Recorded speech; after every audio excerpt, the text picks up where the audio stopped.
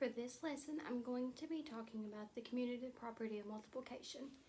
So, for this lesson, I am using the SOL 3.20, and for this SOL, the student will A, investigate the identity and the commutative properties for addition and multiplication, and B, identify examples of the identity and commutative properties of addition and multiplication. This is a third grade SOL, so it would be used with my third grade students.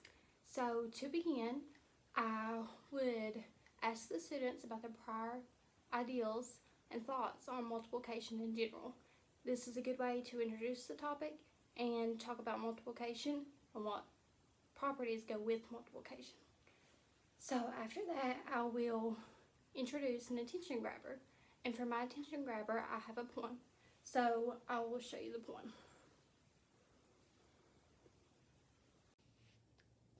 Here is the commutative property poem. I will read this to the students, and before I read it, I will hand them each a copy that has some blanks so they can fill in the blanks as we go along.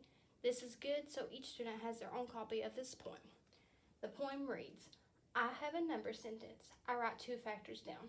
When they're multiplied together, a product can be found. Now flip-flop these factors, and what do you see? The answer is still the same because I just did the commutative property. And then this one has some examples like 2 times 3 equals 3 times 2, and 7 times 4 equals 4 times 7. This is a really good poem because it explains the commutative property, and it also rhymes, which is really good and catchy for younger students. After reading the poem, I will display the definition of the commutative property and explain that the commutative property is when you multiply two numbers, you will get the same result no matter which number is multiplied first. And I will provide multiple examples to show the students how the commutative property works. After explaining the commutative property and providing examples, I would allow the students to ask questions if they have questions and answer those so the students have full understanding. After the questions and the discussion, I will hand out an interactive worksheet. And here's what the interactive worksheet looks like. It is called the commutative property of multiplication. In this worksheet, it's interactive because you use a die to create your number. So, for an example, the directions say to roll 2 die and write a multiplication sentence. Next, use the commutative property to make a related multiplication sentence.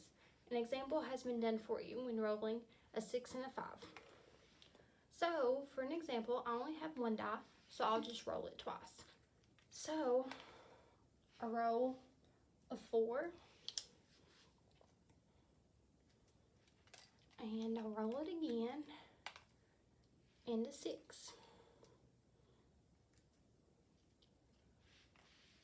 4 times 6 equals 24, and 6 times 4 equals 24. This is a good worksheet for students because it's hands-on, and a lot of students like hands-on, so it's not just a regular worksheet that a lot of students can get bored of sometimes. So I thought this was a really good worksheet for this topic, and the students would continue to fill up all the rows and complete the worksheet. After completing the worksheet, that will be the end of the lesson, and I will collect the worksheet to grade to learn each student's understanding of the topic. And after finishing the lesson, we will review the lesson the next day to make sure they remember what the commutative property of multiplication is and how the commutative property of multiplication works.